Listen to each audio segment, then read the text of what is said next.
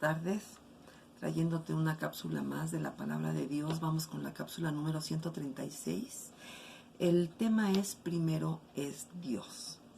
Y te voy a leer una narración que está excelente y está en el libro de Primera de Reyes, en el Antiguo Testamento, en el capítulo 17. Te voy a leer a partir del verso 8. Dice: vino luego a él palabra de Jehová diciendo: levántate, vete a Sarepta de Sidón y mora allí.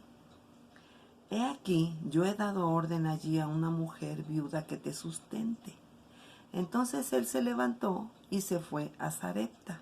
Y cuando llegó a la puerta de la ciudad, he aquí una mujer viuda que estaba allí recogiendo leña, y él la llamó y le dijo: te ruego que me traigas un poco de agua para que beba.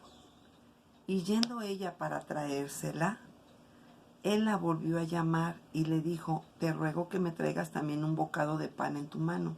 Aquí quiero aclarar nada más unos puntitos.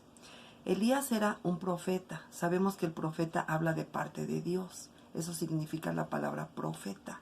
Oye la voz de Dios, pero era además obediente, porque eso es lo importante de un profeta, que obedezcas lo que Dios te dice. Entonces el Señor lo manda ahí a Sarepta, porque había una escasez tremenda de alimento, porque no había llovido en 3 años y medio, y entonces no había alimento y la gente se estaba muriendo de hambre. Entonces lo manda ahí a que ahí viva un tiempo y que busque a esta mujer, que es una viuda. El Señor obviamente conocía la condición de esta mujer. Entonces mira, y en el verso 11, en el 12 le dice: ella respondió: vive Jehová tu Dios, que no tengo pan cocido. Dice: solamente un puñado de harina tengo en la tinaja y un poco de aceite en una vasija. Y ahora recogía 2 leños para entrar y prepararlo para mí y para mi hijo, para que lo comamos y nos dejemos morir. O sea, entendamos que era lo último que le quedaba. Ya no había más. Ella sabía que ese era el último bocado de pan que iba a comer ella y su hijo, y después iban a morir porque ya no había alimento. Entonces Elías le dijo: no tengas temor, ve, haz como has dicho, pero hazme a mí primero de ello una pequeña torta cocida debajo de la ceniza y tráemela. Y después harás para ti y para tu hijo. Ahí, ¿qué le está dando a entender? Sí, haz como estás diciendo, pero primero tráeme a mí. Imagínate la reacción de ella: a ver, espérame, ¿cómo que primero a ti? O sea, pues ¿cómo es posible si te estoy diciendo que ya nada más queda para nosotros y quieres que te la dé a ti? Pero fíjense qué importante, porque después de que él le dice eso, le está dando a entender es que primero es Dios en tu vida. Y si tú me das primero a mí, esa es una ofrenda, ¿verdad? Esa torta que le pidió, ese pedazo de pan, si tú me lo das a mí, yo te voy a bendecir. Entonces fíjense lo que le dice Elías después.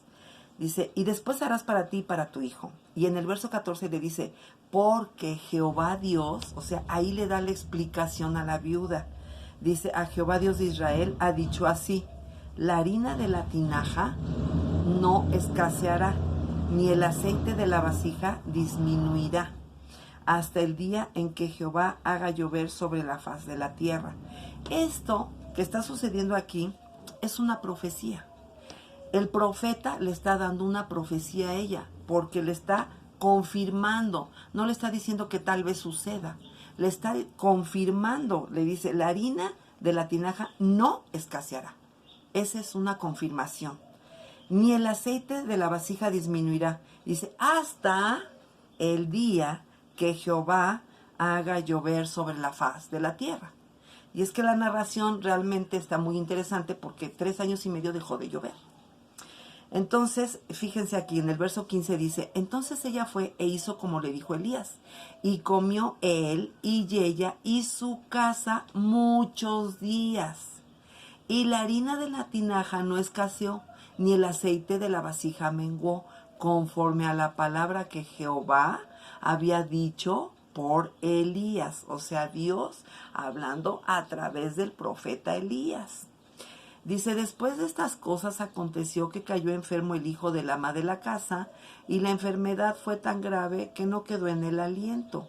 Y ella dijo a Elías, ¿qué tengo yo contigo, varón de Dios? ¿Has venido a mí para traer a memoria mis iniquidades y para hacer morir a mi hijo? O sea, ella estaba ahí obviamente sorprendida, ¿no? ¿Cómo primero permites que haya comida suficiente para que mi hijo y yo no muramos? Y resulta que después mi hijo se me muere después de un tiempo, ¿no? Y entonces él le dijo, dame acá tu hijo.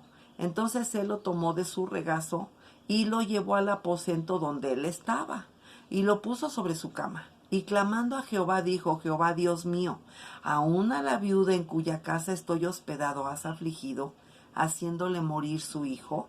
Aquí con esto nos damos cuenta de que él estaba también sacado de onda, ¿no? A ver, Señor, ¿cómo es posible? Esta viuda me está aquí dando de comer, no le ha faltado la harina ni el aceite, estoy con ella, tú le estás bendiciendo y ahora resulta que se muere su hijo.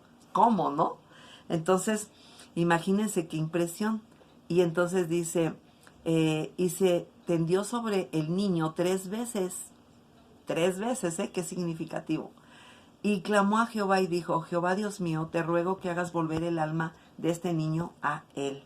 Y Jehová oyó la voz de Elías, y el alma del niño volvió a él y revivió. Tomando luego Elías al niño, lo trajo del aposento a la casa, y lo dio a su madre, y le dijo Elías, mira, tu hijo vive. Entonces la mujer dijo a Elías, fíjense qué interesante el discernimiento que ella ya tuvo. Dice, ahora conozco que tú eres varón de Dios. Dice, y que la palabra de Jehová es verdad en tu boca. O sea, ahí se dio cuenta ella, terminó de confirmar que era un enviado de Dios, que era un profeta de Dios y que realmente todo lo que había vivido en esos días con él fue cierto y además se dio cuenta pues que el niño revivió, ¿no? Entonces, esta narración está hermosa. ¿Cuál es la enseñanza? La enseñanza es que lo primero que tú tengas se lo des al Señor. La palabra te habla del diezmo, de las primicias y de las ofrendas. El diezmo es que tú des a la iglesia, a sus siervos que trabajan 24 horas para él, que tú les des el diezmo de lo que tú recibes, antes de que quites tus gastos y tus necesidades.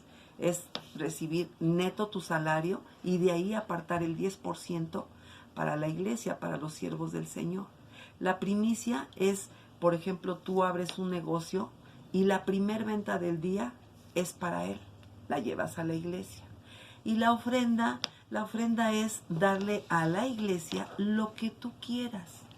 No es de lo que te sobre, al contrario, de lo mejor que tú tengas en casa, lo llevas a los siervos del Señor para que coman, para que tengan provisión, porque la palabra dice que traed los diezmos al alfolí y haya provisión en mi casa.